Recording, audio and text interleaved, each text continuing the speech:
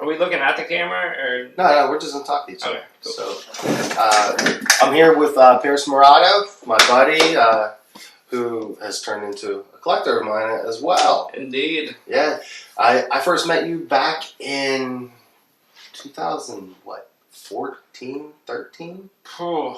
I honestly don't remember when we first met. I think it was at one of the shows that I threw back in the day under Touch Faster. I remember booking you on a couple of the parties that I threw. I don't remember when it started. I think it was Raw. Oh, okay. Yeah, that makes sense. Yeah, Raw Artist. Yeah, okay. That's kind of where I got my feel for showing. Yeah. When did you start showing? I mean, unless if you're counting like school kind of stuff, I mean, I did shows in high school and in college. We had to do like a senior thesis kind of thing.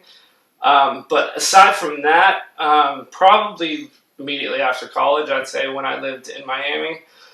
I don't know if you're familiar with Art Basel, the festival down there. I've shown in there 2015 Awesome. and 17. That's awesome. Yeah, that's my favorite time of year in that city. It's absolutely amazing. And I had, this was like 2008 probably.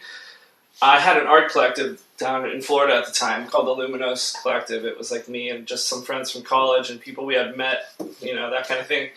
And we did like four or five shows in Art Basel in that 1 year. It was pretty insane. And then I ended up moving home. I heard it's so chaotic down there, but yeah. It's like a fun chaos. Yeah. I mean, especially now that the whole Wynwood district is all built up, like that whole part of town was like pretty brand new when I lived there. Like it was still a lot of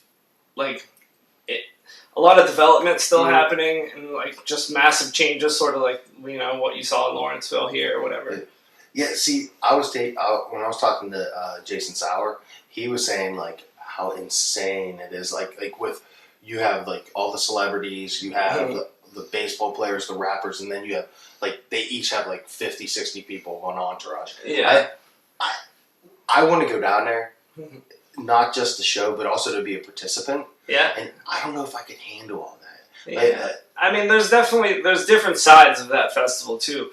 Like there's the more like collector dealer side of the festival where it's a lot more sanctioned and I don't know, hoity-toity, not really my thing.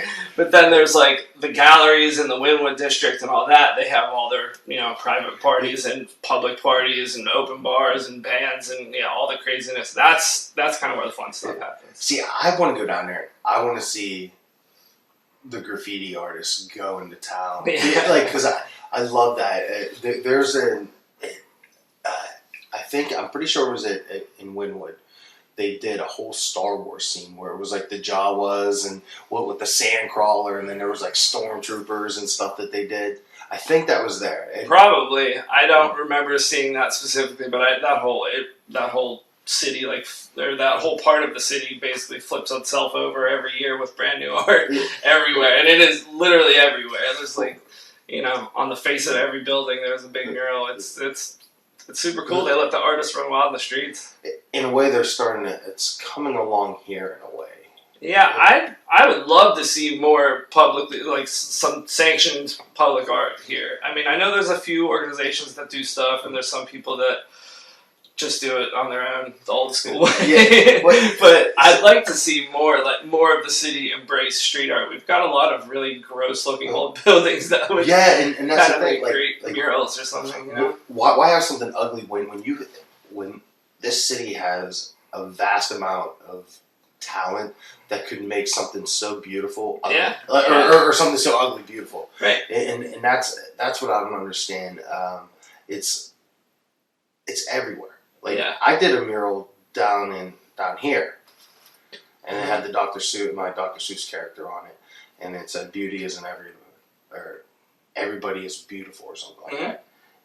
And the guy got actually contacted by the Plum District saying, you have to cover this up or you're going to be fined like $600 and some a day. Wow. And it was on his property? Yeah, he owned the building and everything. but I guess I didn't get a permit. Yeah, I didn't get a permit. Silly city ordinance or something. Yeah, and it's stupid, but like they didn't complain when it said "fuck gay bitches," but you put a little bit of color on there, and it was just you put Cat in a Hat and a gas mask, and people like they just flipped their shit, and I was like, you know what, fuck this. I literally called the guy. I was like, what's your fucking problem? Like I was like, how can you seriously like want to find someone that covered up something that was derogatory? So you literally painted over that other phrase. Oh fuck yeah! Like, I mean, like that's amazing. Yeah, but how long? Okay, so the other phrase was already up for a while and nobody said anything. Yeah, no one cared. Like it'd be like someone doing a nice hateful swastika on there, and people are like, "Screw that." Yeah. Like, we don't care about that, but you put a little bit of color up to cover up the hate and bigotry, and it's like, nah, $600, I think it was $628 a day he was going to be fined. Jesus. Yeah, I think that's a little absurd. I think it's stupid. Yeah. I think it's stupid. I mean, I love the one that you did in Allentown. I drive by it almost every day on my way home from the Rex. We were actually just talking about it last night, how it was unfortunate that it broke pretty shortly after. But honestly, like, I think it adds character to it, and I love it. Didn't really mess the painting up other than the split down. Yeah, you know what I mean? So it adds a cool element, I think. But I was gonna go and fix it, but then I'm like, it's just. I don't think you need to. Yeah, I was like, cool. I don't have time. Right. So you know what? I'm gonna leave it old and beaten now, just like me. So like, it's awesome. I love that whole corner now. I'm totally blanking on the artist's name that did the other mural on the big wall. I feel really bad that I'm blanking on her name because she's amazing. Yeah. But she's got a few pieces around town that are just like jaw-dropping. They're so good. I was supposed to get that wall. Oh, yeah? Yeah. Oh, well, sorry. I mean, no, it's badass. I'm not trying to throw any salt in the wound. No. Yeah, it's super cool. I'm too busy to get mad over something like that. Yeah, but that part of the city, like, that's essentially my neighborhood. I live kind of like on that border in Mount Washington, right next to that part of town, and they seem to be fully embracing murals and street art in general. I don't know if you've been over there recently, but there's some really cool stuff over there. I mean, there's so many people who are killing it. Mm-hmm. Now, have you done some murals? I've done, but not many. I did one inside of a music store, Brighton Music Center. Okay. In the North Hills. It was like a big Frank Zappa hallway kind of thing. It was pretty fun. And then what is the other one? Yeah, I don't know. I forget. That's really the only big one that I did. Some other stuff that may or may not have been above board, but you know, I was in my younger years. I don't have it. It is what it is. Just don't incriminate yourself right. because I think the statute of limitations is probably up anyway. Yeah, but you know what? The next thing you know, if someone catches this, you don't stop at a stop sign. They're like, oh, by the way, right? Here's a $900 fine just for fuck all that. No, like. We were talking earlier before filming and everything. Like, we're both fans of street art. Like, what do you see I guess the way that it's done, like the positive, and then like what is something that you think could be different in street art? I guess. I mean. Positive side, I think, is the purity of it on the street level. Mm-hmm. You know, the painting just because you want to paint this wall, like that kind of thing, without any sort of monetary incentive. Actually, you're spending your own money in a lot of cases to do it. A lot of times. And doing some really incredible detailed work, and it's all just for love of the game. So I think that is really amazing. The side of it that I don't love is how that has manifested in the art dealer, art collector world. Like we were talking about before we started, Atomic, and like I really like Atomic's work a lot, but I don't love how that's manifested in the print market. Yeah, it just feels a little bit repetitive, and it takes away, like it loses the edge that it has when it's on the street. You know, I can appreciate that. And yeah, I don't know, and I'm not even totally against like his him having prints. Yeah. I just don't really love how it's been done. And there's a couple other artists like that. I don't mean to single him out. I'm definitely a fan, but I think it could be done better in like the formal side of the art world than it is. And I don't even know if I have a good solution either, but I don't really love how it's done right now. For me, because I mean, I think it's obvious I have a very graffiti inspired catalog of pieces that I've done. Mm-hmm. For me, it's like I got tired of doing, and I'm only speaking for me, I got tired of doing the same thing over and over again. And like I've actually had a friend be like, dude, how many Dr. Seuss's are you doing? How many fucking Hobbs are you going to do? And I was like, well, that's what sells. And I wasn't thinking in the right mindset to grow. I was thinking of my pocketbook. Yeah. Like, yeah, I'm going to sell a print. I'm going to sell all these paintings. Yeah. But in the day, like, they're not that different except for color. You know what I mean? So, like I've actually gone away from that. Yeah. I don't necessarily think it's bad either to have, like, a common theme or whatever. Like, you know, like you're Dr. Seuss or Atomic's orange cartoon guy, whatever it is. Like, I don't think that's necessarily bad. I would just like to see some more variety with it in the print market. Yeah, the one graph writer, street artist that I love is Jerk Face. Are you familiar with him? No, I don't think so. He has his own style. Like it. You know who the characters are that he's doing, and it's a lot of pop art and stuff like that. But he does them in a way where, like you'll see like one Dr. Seuss, and then all these hats behind him, and then the arms going all crazy different ways. Like it's dope. My thing is though, like I got bored doing pop art. Yeah, how do you not get bored in that situation? Like that's something I think about all the time when I see those artists. It's like, how do you still want to do this? How haven't you lost it? Well, like I got tired of, and I'm only speaking for me. I got tired of doing someone else's creations and adding my alterations to them. Like, sure, it's fun to paint anything with a gas mask on it. I love gas masks. But at the same time, it's like I want to stay true to me, and that's kind of where I'm at. And that's something that I've really admired from of your work from when we first met. Like I really fell in love with it because I got that elephant print off it. Yeah. Like when I still have that painting. Yeah, that's a dope painting because one, it's 100% original, and it's layers of plexiglass. Right. Yeah. It's 2 layers of plexi. And then a backing piece of wood for like the background color wash. And then each layer of plexi has paint on the back, like color, and then a black ink drawing on the front, and then black ink, paint. So it's layered, and it creates a sort of depth when you look at it. It does. It does because you can like look over it, like kind of look around it in a way, and you're seeing like the different layers built up. What's really cool, probably my favorite thing about the plexiglass is because I'm not covering the whole surface of it, I'm allowing light to get through it, and that means that it's going to look slightly different everywhere that it's hung because the shadow, that sort of, I leave enough space for a shadow to actually project onto the backing board.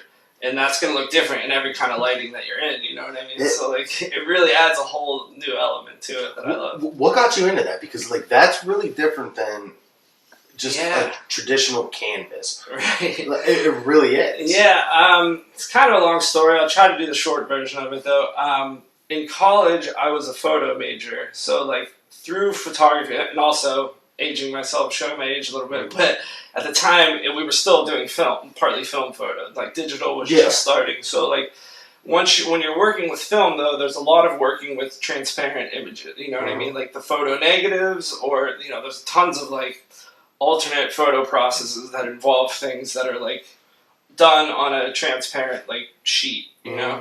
And then, so what I was doing was, I started doing these layered mixed media pieces where I would do, like a photo negative, and then I would mount that on a piece of plexiglass, add paint and whatever else I wanted to, and then I would take that into the dark room and make it into a photo print by like laying that on, essentially turning this big mixed media piece into a negative, and then That's printing. good. That is and then at one point though, like I started to realize that the like these pieces, the plexi pieces, were like on their own really really cool. Yeah. So it just kind of took off from there to the point where I've evolved to where I don't do the photo stuff at all anymore.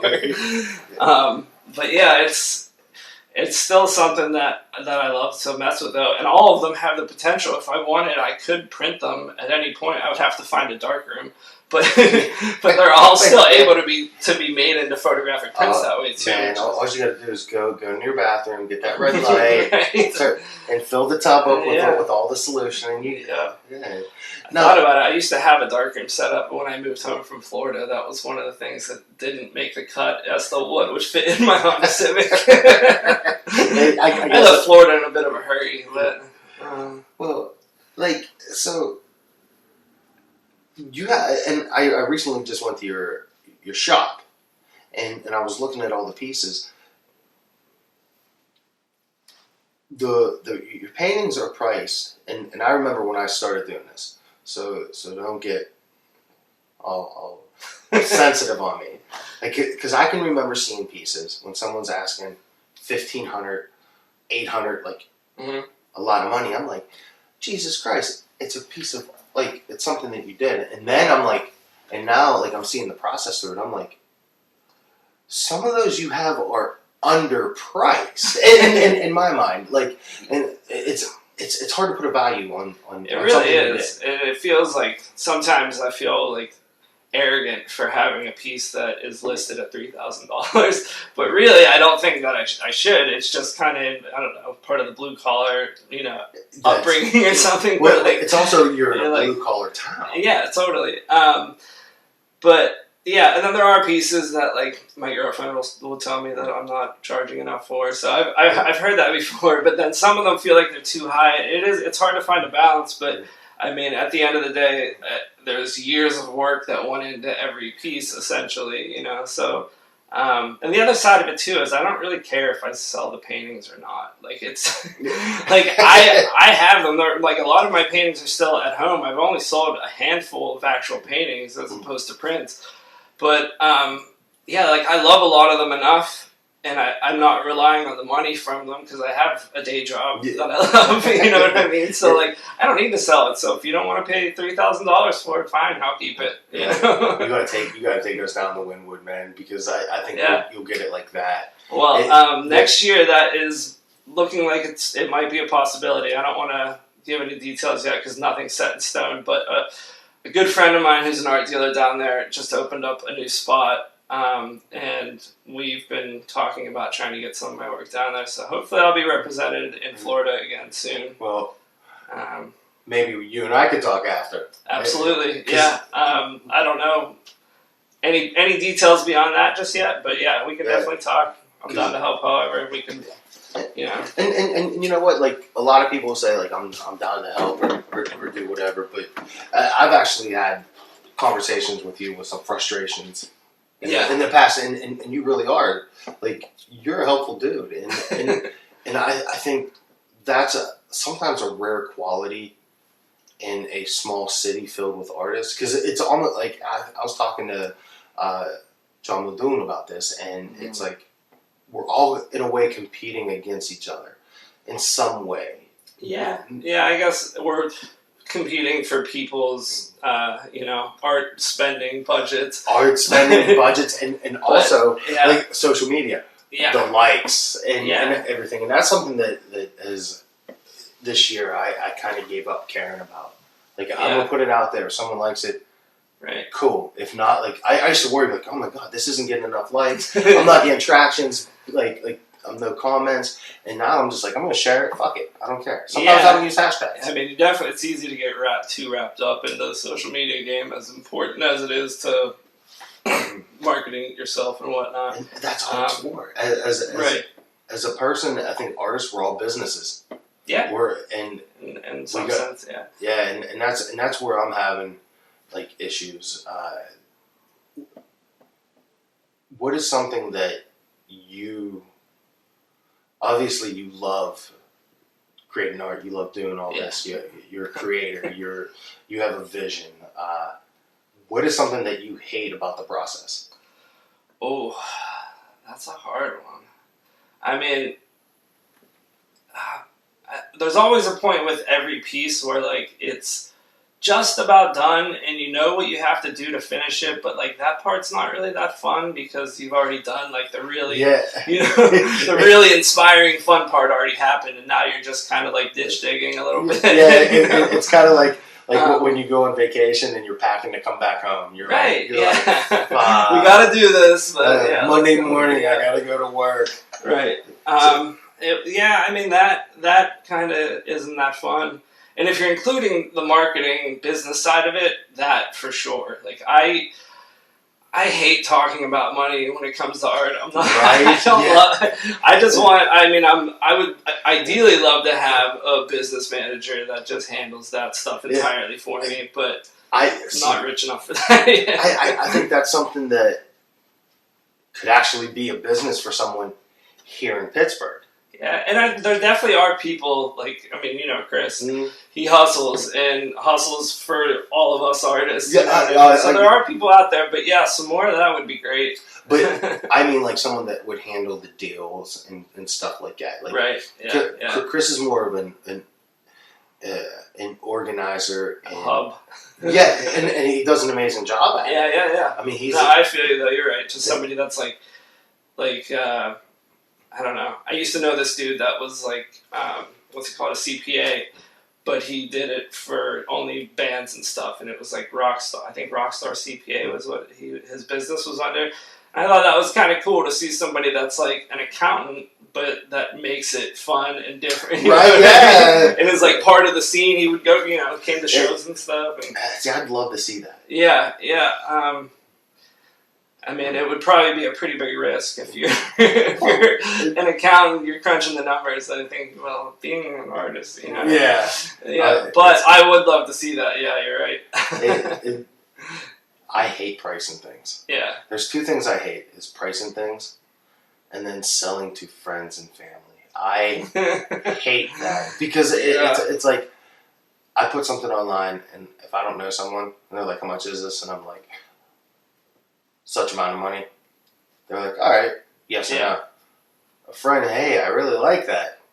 What's the price? And you give them. They're like, okay, but what's my price? Well, when that happens to me, I usually start with it would for anybody else it would be X amount of dollars. For you, it would be this. So they already know they're getting a nice discount before we even get in there. Yes, but I feel you. It's hard. Like when you hit me up, I think I paused when you're like, how much is that? And I'm like, because I don't I want people that I'm friends with, that I know, that I really consider rad people, and somebody that's within my circle or something like that. I want them to own my art and have it. And, I mean, you did it exactly the way that I would have done it in that situation, where you gave me a fair price to what it was, and then you threw in some cool extra shit that I didn't ask for. And that's exactly how I normally do it. I'll throw in some extra prints or whatever, and just kind of, I did that because when I was buying prints of, and I always say his name, Jeremy Fish. I'm a huge collector of anything. I would go and I'd buy something. He used to have, it was it pinkumbrellas.com or Silly Umbrella? Like, he had this odd site where he just sold his shirts from and some prints. It wasn't on where it's at. So he was like, I'm shutting the site down. These shirts are going to be discontinued. I went through and I bought every single shirt that was in my size. And I rocked them.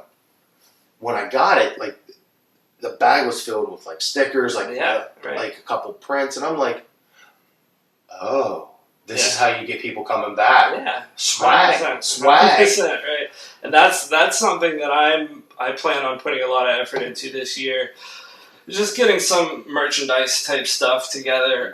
I mean, already, like, the way that I price is to have the really expensive paintings that's kind of like what draws people in. They see this big painting that, like, blows their mind or something, and then they come in and they flip through the book of prints and they end up buying a, $25 print or something like that. Like, ideally, I'd love for them to buy the painting. Yeah. But again, like, I don't really need to because they're excellent tools and I love them. But, yeah.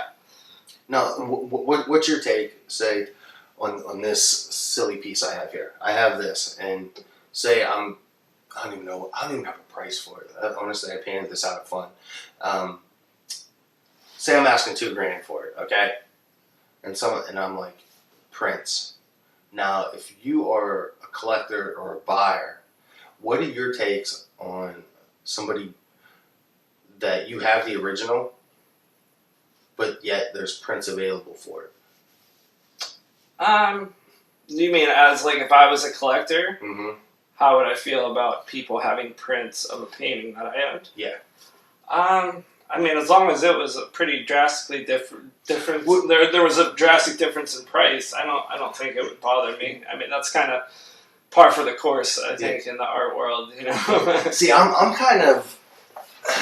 I put a filler out there a while ago. It was like, would you rather have the print or the original? And quite a few people were like, I want the original. And then they're like, well, prints kind of devalue the original. Yeah, I don't think I agree with that. See, I agree with it, but at the same time, I see both sides of it. I'm like, you know what? Like, if it's a limited print, then I get that. But if they're just going to continue to make them, I mean, there should be tiers of them. Like, it's not bad to do an unlimited run of prints, but those should be, the cost of a poster. Yeah. As opposed to, like, a signed and numbered limited edition print should be the middle ground, and then the original piece is, like, the But, I don't know. That's at least how I try to do it. I try to have a full range, and that's where all the merchandising stuff comes in. Because right now, the only really, like, low-ticket things that I have is prints, and not everybody, wants to buy prints. So I'm just, thinking hats, T-shirts, all kinds of stuff like that. Hats. I just did a run of hats. T-shirts. I've done so many T-shirts now. I can't believe it. Like, it's insane. I think, at least one of them. Yeah. That was actually the night that we met. Yeah. Right. We traded. That's exactly. I was like, I like that print. You gave me a shirt. Yeah, that's you were right. like, well, hook me up with one. Yeah, totally. Awesome. So, but yeah, I don't know. I've never really done my own shirts or hats or anything like that. It seems a little silly, having done it as long as I have. Yeah, but it just wasn't something I ever got around to. And you do some shirts or hats? I'm a buyer, man. I'm a buyer all day. Appreciate it, man. Yeah, it's happening. Also, like, what are some of the other weirder? I'm gonna do some coloring books. Right now, I love you, man. I fucking love you because I did a coloring book years ago. Oh yeah. And I did 100 of them, and I think 89 or like 93 of them sold. That's amazing. But I printed 125. I actually have one framed because that's awesome. It's the first thing I did. Like, right. And I did it the cheapest way possible. Which now, like, if you have any questions, let me know. I probably will, because, I mean, it's not expensive to print them. It depends on how many pages. Right. But, I mean, right now, though, I've got, like, a folder just full of vector drawings on my laptop. And all those are basically just coloring pages at that point. They're all just black line drawings. So, like, why not put that out? You're way ahead of the game than I was. Right, exactly. I don't have to, like, make it digital or anything. It's already there. Mine was, like, all this stuff that I manipulated and little designs that I did. Yeah. I put them into Photoshop. And I turned them black. I made them black and white. I did they weren't vectors. I was selecting different areas, delete, and with a white background. Like, I did it the hardest way possible. So now, like, that's something I want to do.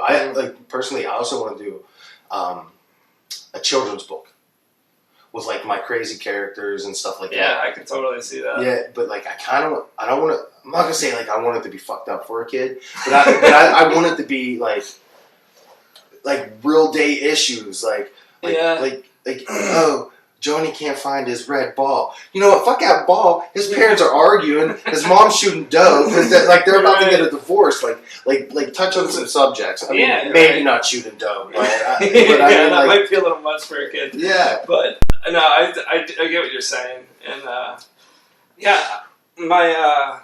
my girlfriend and me have actually talked about doing a children's book too. But every time we have the conversation, we get stuck at the part where we like try to figure out, well, what would the moral or the teachable moment be? Like, well, you know, like, you don't have kids, right? So that's true. So I'll tell you, the premise of a children's book is really a lesson. Yeah, exactly, like something learned. Like, yeah, we could never kind of land on what that lesson would be, though. Like, what do we want the book to teach? Like you could do bullying, and then if you want to get real crazy, do a children's book for adults. You know, I think that'd be hilarious. That would be really funny. I'm surprised that hasn't really been done much. Yeah, like how to start your first sexual encounter. I think that'd be hilarious. That would, dude. Yeah. I think you need to do that. Make that happen. I mean, there's all kinds of funny subjects. You do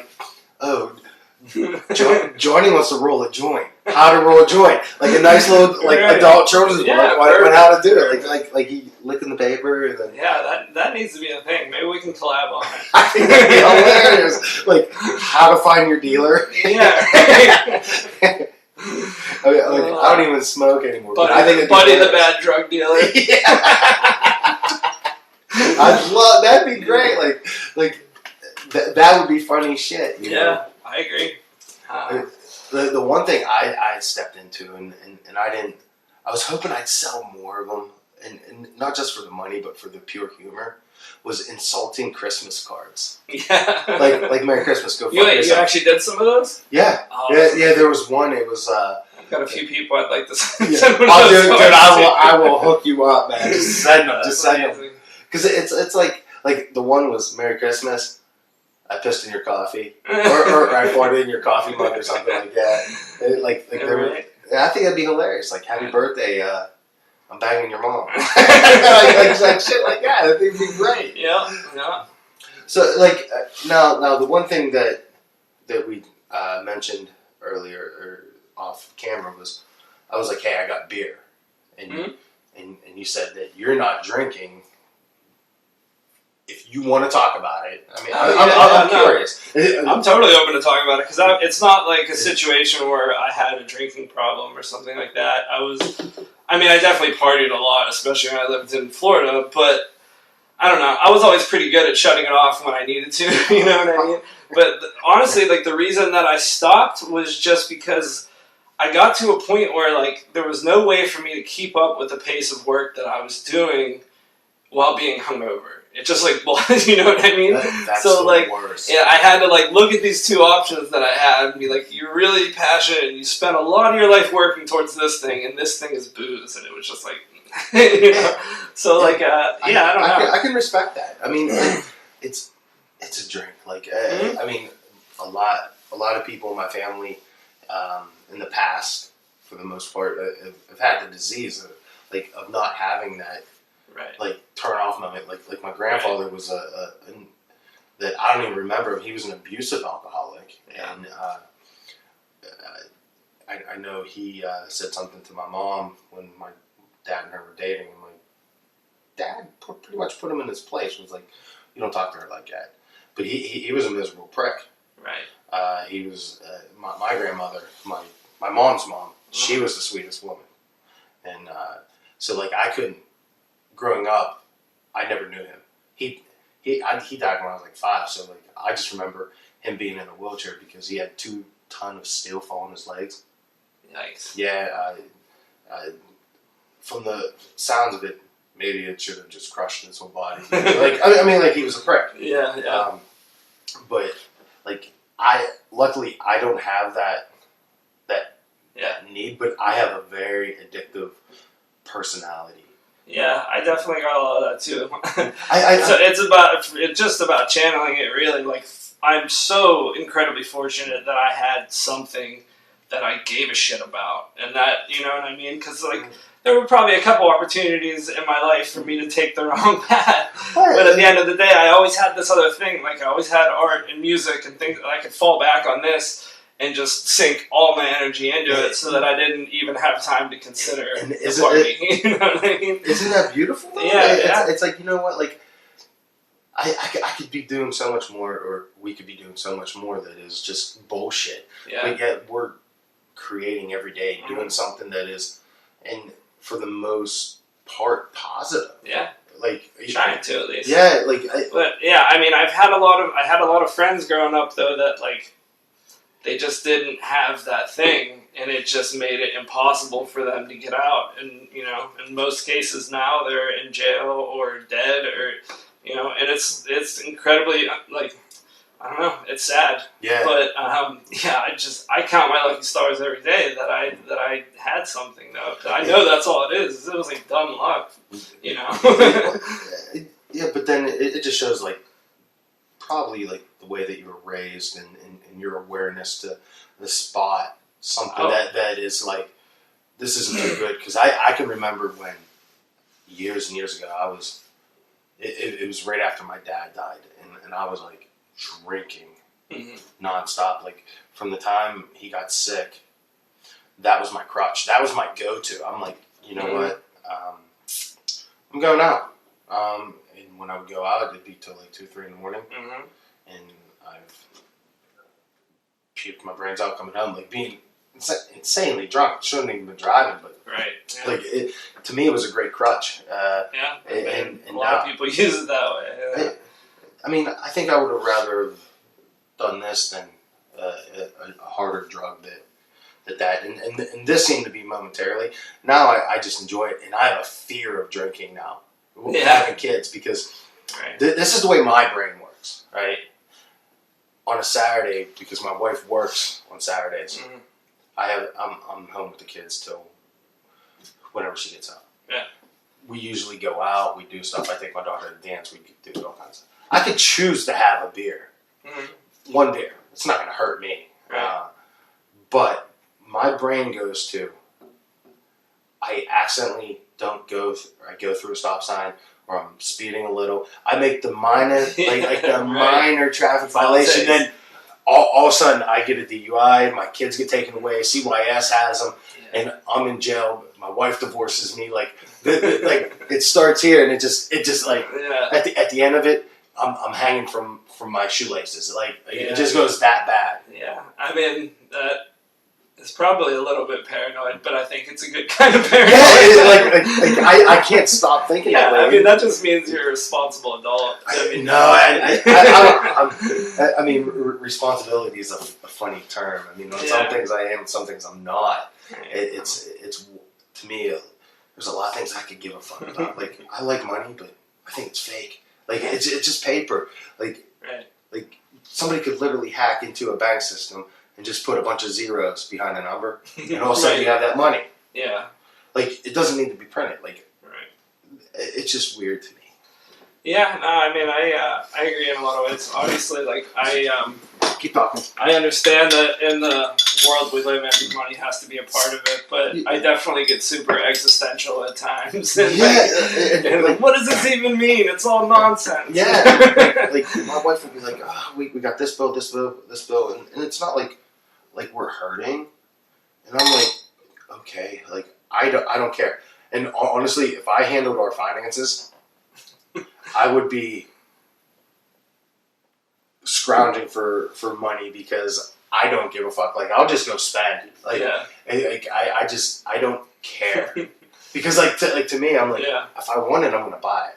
And if my kids want it, I'm gonna spoil. Like that's just I'm that way with certain things. Like I can't go into a record store and not drop some money. You know? See, I wish I was like that with records, because I love the feeling of vinyl. Yeah. Like I love that. I love holding an actual album. Yeah. Same. And I have albums. They're mainly hip hop, like Aesop Rock, Sage Francis, and then my dude, Mr. Dibb sent me a bunch of like 45s or like these. I don't know all the vinyl terms. Like 45s, yeah. He sent them to me, and I don't even have a record player. I can't even listen to them. But you get one pretty cheap. I could, but here's they're just cool collectors. Yeah, like and that's why I did it. Yeah, because I got into it because I started making clocks out of records years ago. Like making what? Clocks. I thought you said cocks. I'm not clocks. I was like, all right, this is going somewhere funny. No, I was making clocks out of records, and I was like taking orders from people. So I would, tell me what record you want, I'll buy it, and then make a clock out of it. And then usually when I would buy it, I had a record player, so I would listen to it a couple times, and but in order to make the clock, you had to drill out the hole in the center, like just a very little bit, but enough that it ruined the record. Yeah. Oh yeah. So I started to listen to these records a lot and really fall in love with listening to them that way, and then I would have to drill a hole through them. So eventually I just stopped taking orders. And or I would take the orders and buy the record, buy it with my own money for them to pay me later, and I would just keep it. So then that turned into a collection of, I don't know, probably 500 or so records right now. Damn. Yeah, I'm doing all right. Yeah, good for you. But aside from art, you have a passion for music. Yeah, I mean, to me, they're one and the same. It's all part of the same freak machine, you know what I mean? Well, yeah, it is. That's what I do as a day job. I work for Gray Area Productions in the Rex Theater. We also do some marketing for other venues around town. But yeah, I just think I couldn't create art the way that I do without music. It's fuel for that fire. Right. You know what I mean? You can't separate them. Who's your go-to? For give me 5 bands or musicians that you go to when you're gonna paint. Oh, okay. That's a hard one. Radiohead, I would have to say is way up there. They're one of my favorite bands. Always have been. Really love the Mars Volta. I really love a lot of old funk and stuff like that too. So the Funkadelic and Fuzzy Haskins, that kind of stuff. So I don't know. It's hard, the Desert Island thing. You're going 5 albums. So I don't know. I love a lot of more experimental psych rock kind of stuff, like the Black Angels or the Growlers or surf rock stuff. But I don't know. Really, I love it all. I don't know if I could really ever pick a favorite or a top 5. I'm the opposite. I'm just a. I left out hip hop entirely. I do like hip hop too, especially a lot of the stuff that you mentioned. That era of hip hop to me was just the best. I loved it.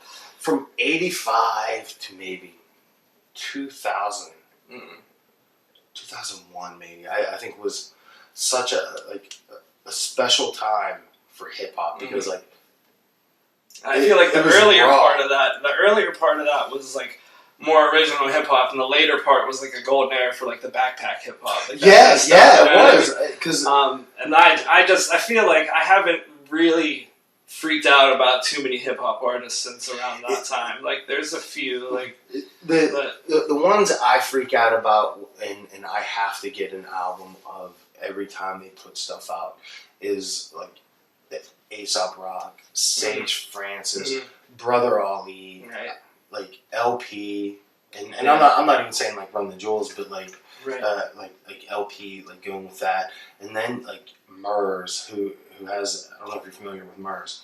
I know the name, but I don't know. Yeah, he's from I think Cali, Compton or something. Really cool dude, and it's I like all that, and then it's you can dig deep into it. Where the backpack community is they're kind of all homies in a way. Yeah. I mean, there's obviously some beefs and stuff like that, but they did a lot of touring together. And stuff Atmosphere, Idea and Abilities. Yeah. Atmosphere was all of that. Seven's Travels was that was my favorite album to skateboard to back in the day. Nothing would get me more fired up. Yeah, right. It's so good. I even God Loves Ugly. Yeah. Oh yeah. He's got a lot of great albums. That one though, that one just struck a chord with me, and I would throw on those headphones and go rip around town on a skateboard. You feel like but king of the like world. yeah, but like, if you're listening to it, you feel like you're on a skateboard. I think. Right. Like, and that's something I miss.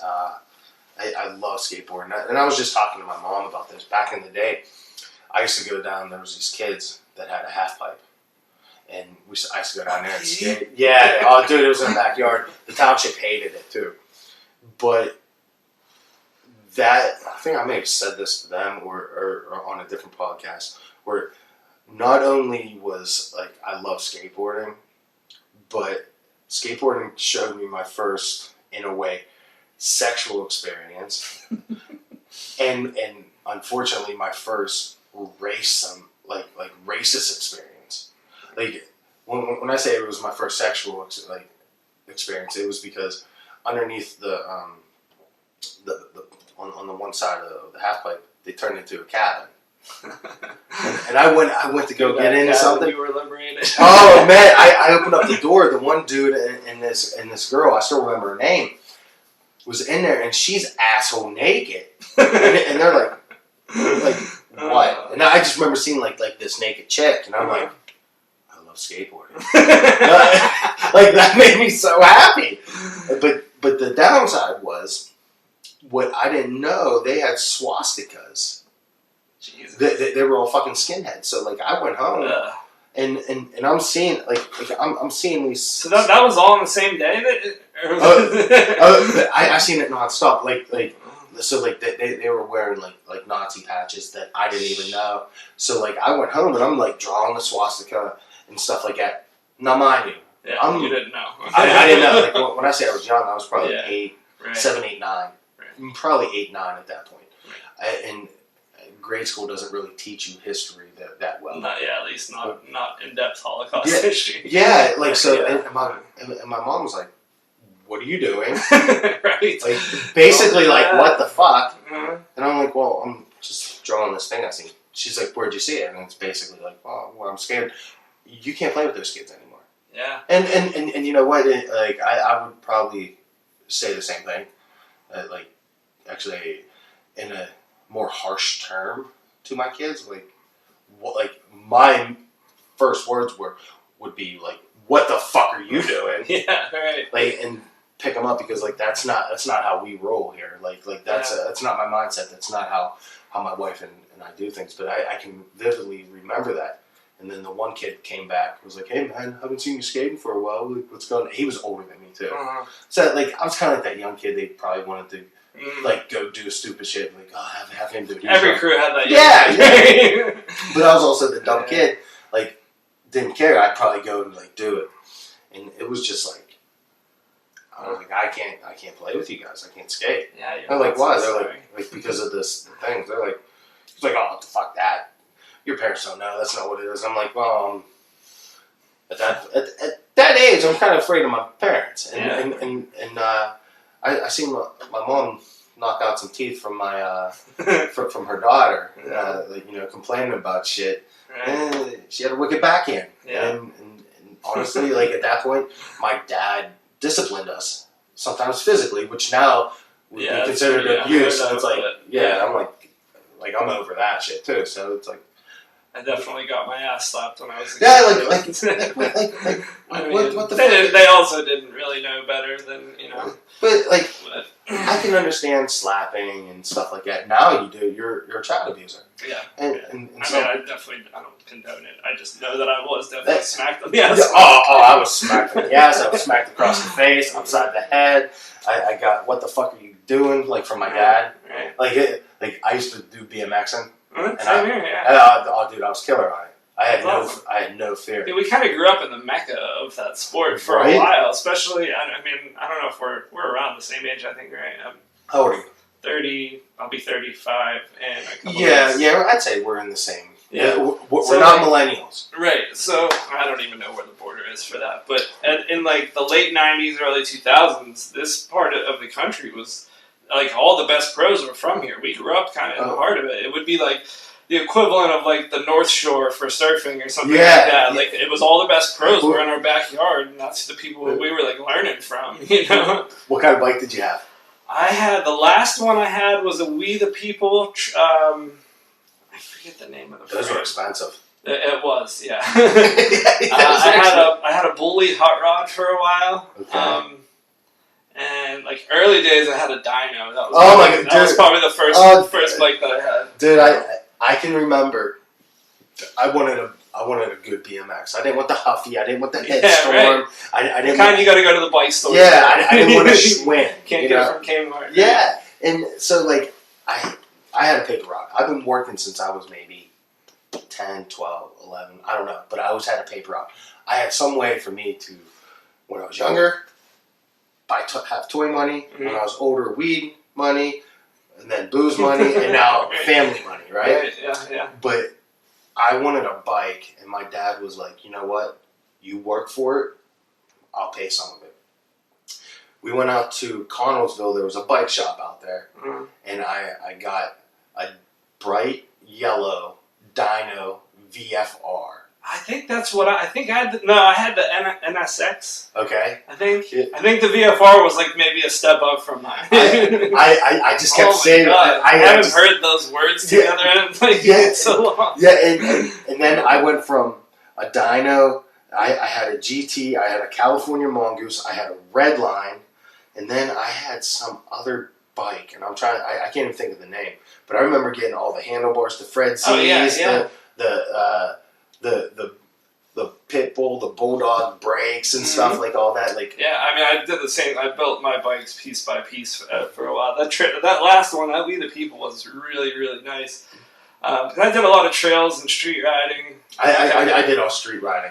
Yeah, I did. We had a lot of trails near us, but I broke my arm really bad one time, like where my hand was going. Oh God, I'll fucking puke. I can't even think of it. I still, if I see a bone visibly broken, I get like all woozy. But I did that riding trails. I just ate it really hard one time, and it kind of messed with my psyche. After I don't know. Once I healed up, I tried to go back to it, and I couldn't do it. I still rode street for a while though, but then I also moved to Florida. I started getting into surfing and skating. All that. Not any less dangerous. But but it's different. At least you don't have 40 pounds of steel between your legs when you fall. Oh man. You know? My dick and balls have just slipped off the seat, and it's like, that's the worst feeling. Yeah. Is when you think you break a ball on some steel. It's like, like that makes your butt pucker. Yeah, it does. The worst thing that happened, the two worst accidents I had on a bike was, I was at it was a bike park. It was Mammoth Park out. I forget. Yeah, they it was like a racetrack. Yeah, they had a racetrack, and I went to go hit the one jump and do a tabletop. I never tried one, never done one. I just went. And I just fucking fell, dude. I was like, oh, yeah, that hurt. And then I always like to work on my bikes. And to this day, I am not a good mechanic. If something's broke, I think that's why God made people that have those degrees and understand that. Right. Or the option to buy something new. Yeah. I don't fix shit. I break it. So I was working on my bike, and my neighbor, her driveway always seemed like real steep when you were little. So I put a ramp like almost in the middle of the street. I went flying down her fucking driveway, hit the ramp, and I'm up high. Next thing you know, my front tire comes off, and I just oh man, I could not quit crying. It hurt. Luckily, nothing like broke on me, or I got scuffed up and everything. Yeah. And my dad, I'm screaming. My dad came out and asked me what happened, and he's basically like looking at me like, you're a fucking idiot, you know? And he was just like, how did you think this was? He was like, what'd you learn? And I'm like, I just went to my room and cried. That's just all it was. Dude, I remember one of the worst accidents that I had on a BMX bike. I was out in like the front of my house where I grew up, and there was a set of like five or six stairs, and I used to jump off them all the time and like gap them and just land flat in the driveway. And I did it like a million times, and it was no big deal.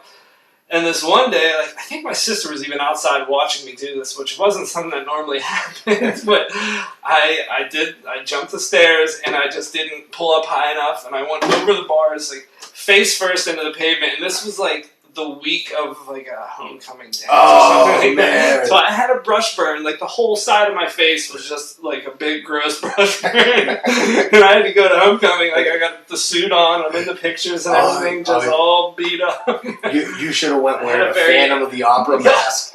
That would have been fucking sick. That would have been, damn. Hindsight. Yeah, I'm telling you. You should have known me. I have all these great ideas. Yeah, I just had an angry girlfriend. Yeah, she's I would have been like, you know what? Phantom of the Opera. Damn, why didn't I think of that? Dude, you would have been killing it. Yeah. See, okay, but here's the flip side of this. Yeah. I just gave you something that was a good idea, right? I love, but I hate doing it, and I can't help myself. I like to give people bad advice. Like really bad advice. Like, what's that show, Nathan For You or something like that? Never heard of it. I think that's what it's called. It's pretty funny. He gives businesses really terrible advice. I love doing it. I love to give someone bad advice. I don't know why. I can't help myself. But in fairness, I do follow up and be like, you know what, like it's not the best idea. You might not want to do it. Like I just like fucking with people. I really enjoy fucking. Like to me, that's fun. Yeah, I don't know. So, okay, I'm going to flip this back around. You work for Gray Area Productions, right? Mm-hmm. And you design a majority of the flyers, the posters. Sort of. I do design some of them, like start to finish, entirely mine. But part of the job is also, like the band will send their tour artwork that's already pretty much done. Mm-hmm. We just have to add our details into it, that kind of thing. So yeah, it's a little bit of both, but I'd say maybe like, I don't know if I could put a percentage on it, but then I also do freelance work aside from Gray Area where I do posters for other touring bands and that kind of thing. But no, yeah, but are they, when you do that, are they like, hey man, when we come to Pittsburgh, can we get some prints of these and sell them? That's happened a few times. A lot of times, if like a touring band is paying or is hiring me to do a poster, they'll just pay me outright for it, and then like there's been a few times where we'll make prints on top of that and sell it and split the money or whatever. But a lot of times they'll just buy the poster outright, buy the artwork, and I do like a package deal kind of thing where I also give them all like the social media. You know, the square version for Instagram. Okay. Like Facebook banner size image and all that. I have like pretty solid package deal that I put together for them. That's a good idea. Yeah, I mean, and that definitely is one of the things that has helped me separate myself from some other artists. Yeah, because I would never have thought, like, well, here's the fucking image. Well, that's just the byproduct of me working in the industry, and like since I'm on both ends of the spectrum, essentially, like sometimes I'm having artwork come to me for me to localize and put our show details on it, and then sometimes I'm sending the artwork out to other artists to do that. Yeah. So like, I get to see what would really help me in that situation. Like, when I get a package from an artist that has all that stuff in there, and I just have to, it's already formatted, and I just have to put our details in, like, obviously, that makes my job way easier. Oh, yeah. Than if I just get, like, one poster and I have to chop it up and do all kind of crazy stuff with it to get it to work. So, like, knowing that, I could say, like, you know, when I'm reaching out to these bands or they're reaching out to me and we're talking about how the pricing is going to work, I could say, like, you can get the poster on its own, or I can do all this stuff for a very reasonable price, you know. And that's definitely helped me land some jobs, for sure. Nice. Well, are you planning on showing anytime? Like, what's coming up in the works for Pierce? Well, aside from what I was talking about earlier with like the merchandising and stuff, I didn't mention that I'm making a line of skateboards this year that I'm really excited about. Are they going to be complete or just decks? Just decks, but I'll probably offer some, you know, complete options. But I'm doing like some new school decks, some old school decks, and then some that I'm calling no school that are like weird longboardy cruiser type shapes. Let me know. I want one.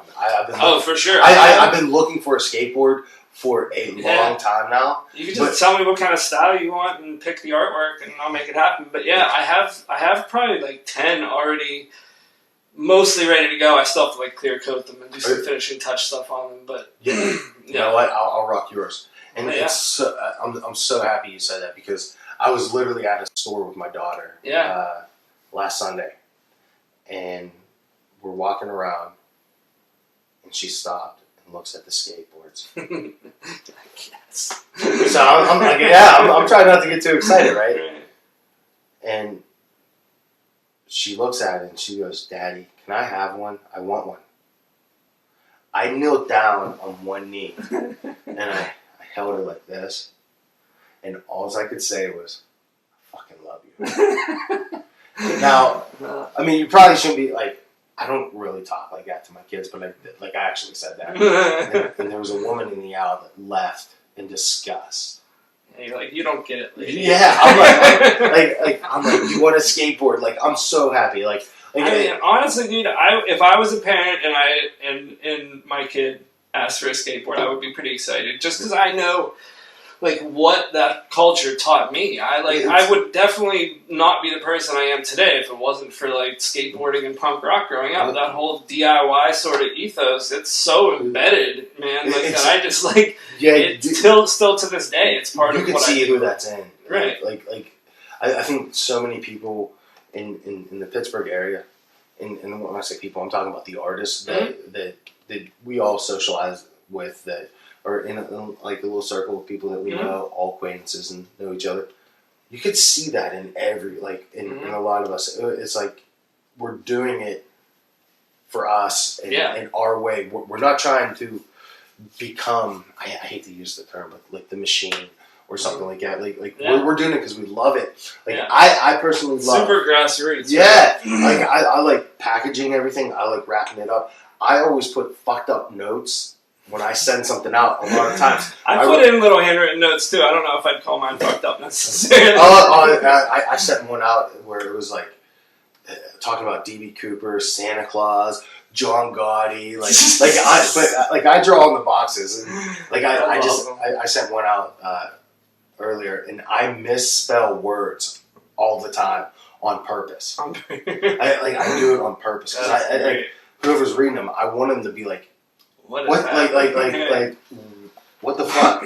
Yeah, I just sent one out. It said, "Homeboy Stanman stole my sandwich, but bought me pasta." Like I just write, like, I like writing fucked up shit. I mean, I think that that could be another byproduct of being a Basquiat fan. Yeah, I definitely was into writing weird stuff on paintings for a long time too, and he's one of my favorite artists that we've talked about. Yeah, we both share that love. Just seeing like the documentaries about him when I was at a very formative time, and seeing how just free he was of the constraints that like I was taught, especially growing up. It was like he helped me break out of that. Just you can just write stuff and cross it out and color it. Yeah, and I've had people say, "Oh, well, you're copying." No, I'm not copying. I'm not. I'm influenced. I try to do things differently. I think if you have any artist that is writing on their paintings now, crossing something out or doing something, they are definitely influenced. In my mind, I would say this is influenced by Basquiat. Yeah, and for sure. It's like I absolutely love him. And it's so sad he died at 27? Yeah, it's part of that 27 club. Yeah, and like one of the greatest things I heard him say in an interview was like, they're like, "Where'd you get your words?" And he was like, "Would you ask Miles Davis?" Yeah, that's right. Where he got his music? Right. Like, where did you get that note? Yeah. And you know what? It's so right. And like I think he was brilliant. Okay, so since we're on this topic, who's some of your favorite visual artists? Okay, I mean, yeah, him for sure is definitely in he'd be in the top 5 if I was making a top 5. Also, a lot of the famous pop artists, like the names that you'd expect, like Warhol and Keith Haring. I like all those guys. Robert Rauschenberg was another, like, I'd say him and Basquiat were probably the two most influential artists. I'm going to have to look at him up. Yeah, he did a lot of stuff, like the mixed media kind of stuff that I was really into at the time, with putting photographic images on things. And I found him, I found out about him and Basquiat, like, right around the same time. And that was a turning point. Yeah, oh, yeah. It's I also really, really love a lot of the poster artists from the 60s, like, I don't know, all the greats. Like Stanley Mouse and those guys, like that. George Struzan. Yeah, he's a little bit different time period, but he's awesome. He did all the. I think, am I pronouncing it? George Struzan. Something like that. Yeah. He did the Star Wars posters. You're right. Yeah. I'm a huge Star Wars. What else he did? Like Indiana Jones too. I believe so. Yeah. But yeah, I love the poster artists from the '60s. That it's like that psychedelic Art Nouveau kind of look. The colors are so. The colors make you. That's probably what I took the most from those artists was the way they use color, like really bright, contrasting colors, and like, I don't know. I love those artists too. It's funny though because like they just had no regard for the poster actually conveying information. It's hilarious to me because that's something that I get a lot when I'm working with artists on a poster. Is they'll be a little bit unhappy with how it's hard to read certain things, and to me it's like, but that doesn't matter. Yeah. It's like you need to read the name. Right. This is about pulling people in. It's not really about telling them when the show starts. Yeah, go Google that now. Right, exactly. Right. So, I do get it. I get that complaint. I'm not totally against trying to make things more legible, but I do love how that era, like those poster artists just didn't give a shit about it. And I actually see it in the posters that you share. Like, and I think it's amazing that you're 35, influenced by something in the 60s. Yeah. Like that's cool. Like it's to me it's we're in an age of just bullshit where people don't like. You can make $1 million by mumbling. Okay, like, and I hate that. Yeah, like, I feel like every generation though has their version of that. Oh, absolutely. I mean, I'm not as familiar with what the mumble rap of the 60s or what the equivalent of mumble rap in the 60s was, but I'm sure that it existed on some level. So, like, I don't know. I try not to get down on modern times too much. I've tried. I've been doing. It's a hard thing to do. I've been doing better. I've been doing better because I used to like when someone would be like, "So and so is so good," and I'm like, "Well, no, they're not." Like if you put him like, and I'm not gonna say an artist name because I don't want to piss anyone off.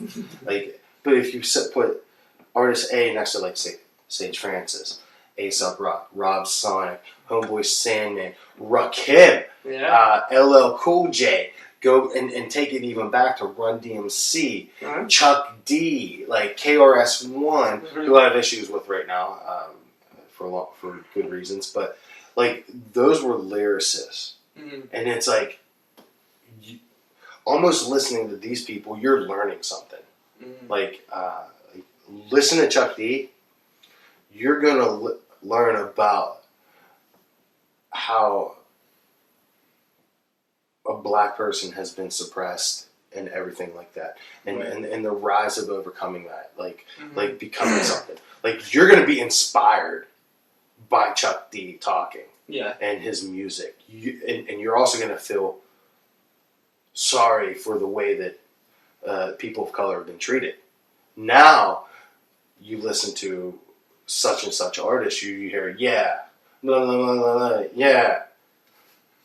Like honestly, I'm just gonna record a child like babbling, put a beat to it. I guarantee you, I can make it be number one on Spotify. I think I don't know. There's like a sort of cyclical nature to how trends work, and I feel like where hip hop is right now is sort of equivalent to where like rock music was in the late '80s.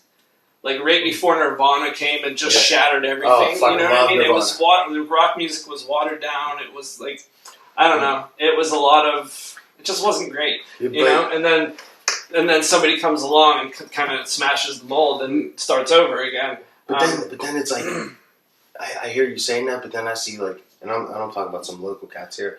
Like you got Shot Ali, Reason, Momo and Adon, Different Form. Like there's quite a few people out here that still get the hip hop, like the hip hop culture, the elements. And I'm not saying the people that mumble don't get it, but to me, like I'm an old head.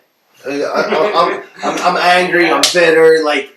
Yeah, but then there's also dudes like Anderson .Paak now. Like, dude, I am a huge fan of Anderson .Paak. His stuff with the Free Nationals is like the live stuff I've seen is just filthy. It's so good. I'm gonna show my ignorance here. I would love to sit here and agree with you. I don't know who Anderson .Paak is. Look him up, man. Like he's one of the few modern, like new hip hop artists that is he really blows me away. I'm not saying like he plays with a live band and stuff too. That's cool to me. Yeah. I actually seen Atmosphere back in 2006, 5, maybe 4. I don't know. And they came with a live band. Yeah, that was fucking sick.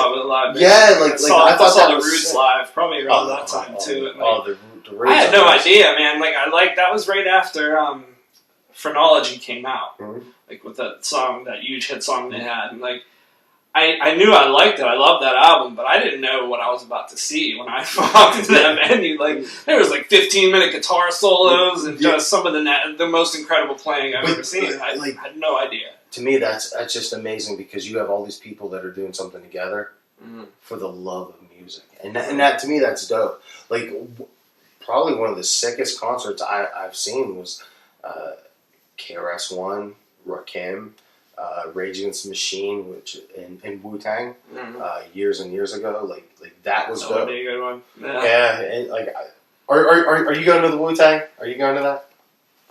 Did you wait? Where's Wu-Tang playing? Or oh my god! Rage, yeah. Probably. I didn't buy a ticket yet. I don't know. People are freaking out too much about it. Like, it's not that big of a deal to me. The tickets are a little pricey, but it's whatever. I mean, I have a hard time spending that kind of money, and for me, I see what I could do else with that money for my kids. Like that's me. Like if somebody wants to go and pay that, I'm not gonna be one of those people that shame them because there are so many people out there that shame other people for doing something they can afford when that person can't. Yeah. You know, it's like don't if you can afford it, God bless you. I'm not gonna talk shit on that. Yeah, I just think like. The issue stems from the fact that they have like a name like Rage Against the Machine, and if you have like I don't know, I had friends that had no problem spending like $300 on Tool tickets, but then are complaining about like the $150 Rage tickets, and I'm like, they're both like bands from the same era that are doing like why is it bad for one to pay? You know what I mean? I think it's because one.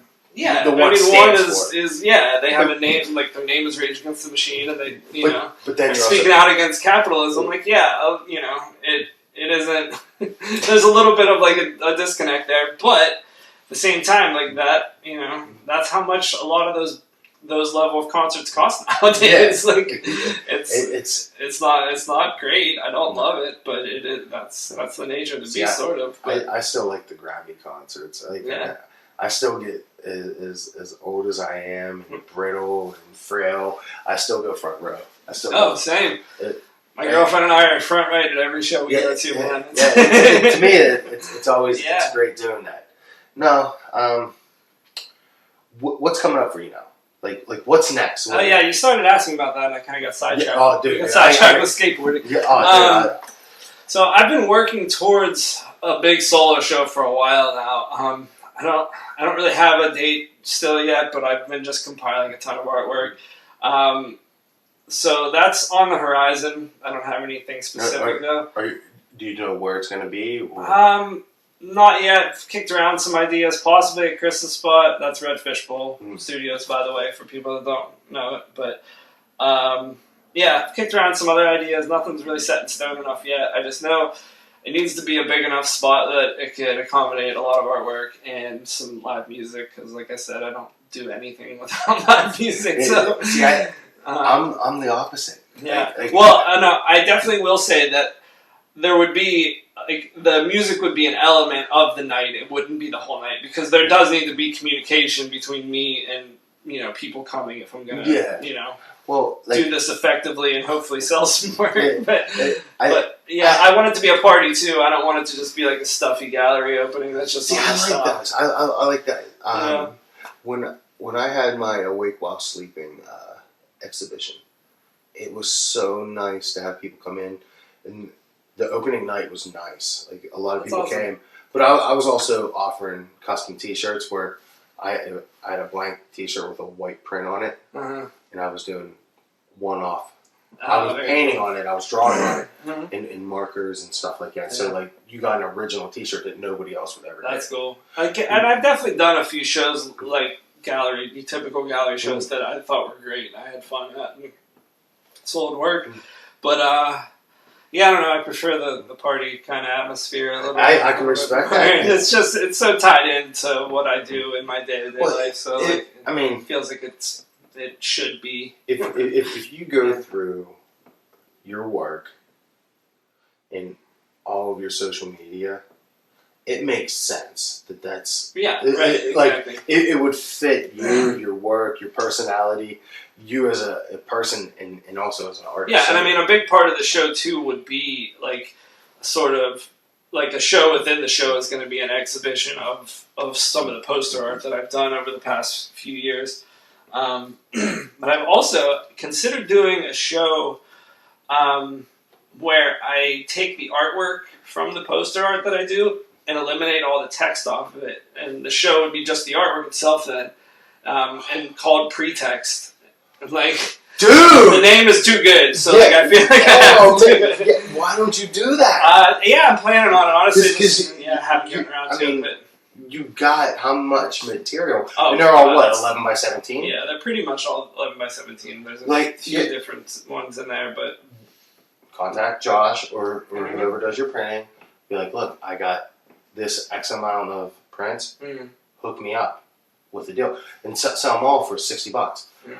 Somebody will buy them. I mean, that's a $60 print. Where you, I mean, you do the math. I mean, that's. I'm not telling you how to do it. Yeah, but, like, I think that would be fucking sick because a friend of mine has all this older hip hop flyers and stuff that he's curated at a club back in the 70s and 80s. And during this time, it was the Latin Quarters out in New York. He curated everything, and he has all the original flyers and artwork from those times. And it's like he put it on for a show. It was disgusting. Yeah, it's like I don't think the stuff was for sale because it's his. It's who he is. Right. But just to see it all in one general area on display. Yeah. Like I had to grab my dick a few times, because it was that amazing to see these old flyers and original from that time, like not reprinted or anything. Have you ever heard of the poster room at the Fillmore in San Francisco? No, but So it's like, have you heard of the venue? It's like one of the most famous rock and roll venues, on the West Coast, if not in the country. But they've got in their upstairs. There's this an upstairs bar and this big open room that has probably got like 20-foot ceilings, and it is literally like floor to ceiling posters, and they're all. I think it's everybody that ever sold out a show at that Fillmore gets put up on the poster in the poster room. That's sick. So this stuff goes all the way back to like the height of the psychedelic poster era in the 60s, and there's some of the most famous concert posters of all time in that room, and like the original versions of it. When I went into that room for the first time, I like dropped to my knees. I was like, it was amazing. I was such a nerd, like talking to the staff. Like, do you see? Oh my god! And they're like, yeah, dude, we see it every day. but I think as somebody who loves art and who loves music, that would be something to see. Like, I would like to go there. That was like me going to church. Like, it was, fuck yeah! I mean, in a sense, that's a religious experience. Yeah. I think, to me, I can actually equate art and music to like the way it makes you feel. Mm-hmm. It can be considered like up there with like your sexual experiences and stuff like stuff that is meaningful. Like to me, as far as like things that are memorable experiences in your life, like absolutely. I mean, the things that I get out of going to see bands live is definitely a lot of the same things that people would get out of a religious or sexual experience, like connection with people and like, you know, connection to something bigger than yourself and that kind of stuff. It all exists, you know, for me. I almost cried when I met my favorite artist. Mm-hmm. I almost cried. And it's not because I was being a fanboy, but it was like, oh my God, everything that you've put out, like, I felt something. Yeah. And it's like, now I'm meeting the person behind the painting. I was like, oh my God. It's always scary. There's always that, like, chance that they'll be total assholes and it'll ruin them for you. I've had that happen, but I've had the good side happen too. So like, there's that phrase though with don't get too close to your heroes or whatever. Yeah, there's some truth to it. I've met some people that I thought were just complete fucking dicks, and I'm like, yep, that's it for me. If I meet an artist and like, especially if you're not being like an annoying fanboy, if you're just like, oh, I really like your work, and they're like, and they blow you off, like, you're done. Nobody's cool enough to treat people like that. Yeah. You know? There's an artist out here that did that to me. He's a visual artist, and I was enjoying a lot of his work, not all of it, but him and I have actually communicated online. About like maybe doing something for charity and stuff like that, and I was like, when I saw him, I said, "Oh, hey," and he just like looked at me, and I knew he knew who I was because I was painting at one of his spots. Oh, okay. And I was also wearing a Durty T-shirt that I was painting in. So like, I rock my own shit. I'm a walking. No, fuck no. But it was like, when he blew me off, and I was like, "Oh, for real?" Right. Like, that's how it is. Like, I almost went after him to give him a piece of my mind. Yeah. But then I was like, you know what? Is it worth it? Just cut your losses and know that that's the type of person that is. And after that, you know what? Like, I quit following him. I intentionally like broke any tie with him, and it's like, if I ever do that to someone, I want them to call me out. Because that's not me. I mean, I at least I don't think that's me. And I'd be like, they'd be like, "You're being a fucking dick." Oh, you're right, I am. I apologize. Like, I'm sorry. This is what's going on in my life right now. I didn't mean it towards you. Right. I'm in the wrong. Like, fuck all that. Yeah. Yeah, those big egos and stuff, that definitely is one of the downsides of the arts. It exists. Luckily, though, that's one of the things that kept me local. Like, because when I moved back from Florida, I had no intentions of staying here. I was planning, like, save for 6 months and then go to LA or New York or something. But what kept me here was the people. There's, like... I mean, there is a small element of competition, but it feels like a healthy competition. You know what I mean? And like, that's what John and I were talking about. Like, but for anybody like to keep the drive going, you gotta want to keep up with your competitors. Yeah, right. And honestly, you're my homie, you're my dude. Like, you're a great artist. When I see you put something out, I want to put something out better than you next. That's fine. That's how it should be. Like, but it's like, if I don't, I'm not mad at you. I'm mad at myself. Yeah. And honestly, I don't think my art's better than anyone's by any means. But it's the drive and like, to me, it's the competition that is healthy. It's not like, well, I'm trying to do this. Like, if I see someone get a job or even like a wall or a mural over me. Mm-hmm. I'm more upset with myself. Like, oh, I wish I got that. I could use the money.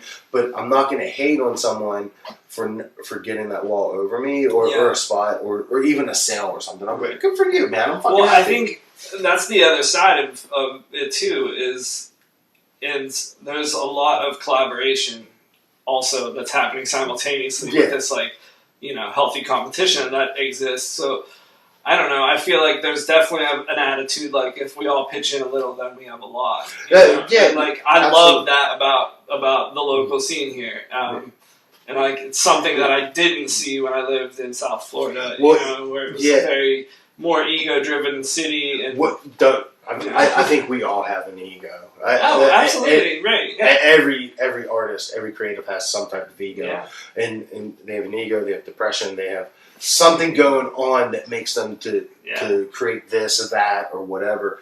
Like that's why we do it. It's a release. Yeah, right. But like, what I like is there's a lot of support amongst each other, and that's that. I get more support from fellow artists, and this is gonna come out completely fucked up. I don't care.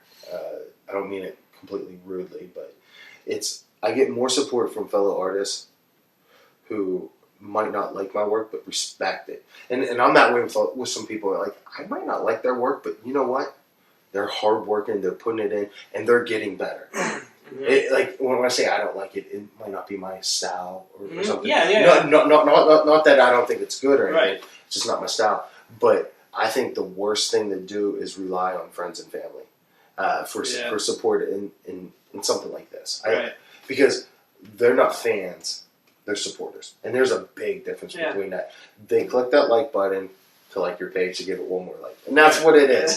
But like the people that support will share, will usually comment, will like continuously. You know what I mean? Like they view shit, and they show up. Like when you came to my show, I was like fucking right. Like I was so happy. I gave you a big ass hug. Right. I was like, I'm a fan and a friend. Yeah. But I told you this after I bought those pieces from you. Like you were thanking me for buying them, and I forget you said something about like you were flattered that I chose you as opposed to other artists around the city. And I remember what I said was something along the lines of that I respected your work ethic as much as I liked your art, and that like to me I almost put work ethic above talent in a lot of ways. Like I love your stuff, but the reason that I bought yours as opposed to some other artists who I equally loved was because I respect and appreciate the drive that you have. And I put that way high on like a pedestal. You know what I mean? That's one thing. Like I don't put myself above anyone else or skill wise, artistically, but I feel myself. I'm very prolific. I'm very constant. I'm always putting something out there, like something new. And when you're not, you're in here experimenting. And that's what it is. Right. It's like when I'm not creating, down here doing something with a beer, or who knows. Sometimes my dick lands in my hand. I don't know. Which chair did you get? No. So I guess we've been going for a while, man. Please tell everybody where to find you, your name. I want to get everything in there. Cool. Pierce Marratto. You can find me at Marratto Artwork on Facebook, at Pierce Marratto on Instagram, and MarrattoArt.work is my website, and that has a link to my store. So look me up, hit me up, come say hi. Yeah, please, and get on the social medias, get on there, see everything that he does, from his amazing artwork to his posters to just everything. It's a beautiful thing. Come down and visit me at the Rec sometime too. Lots of good shows. Yes. Awesome. Awesome. Thank you.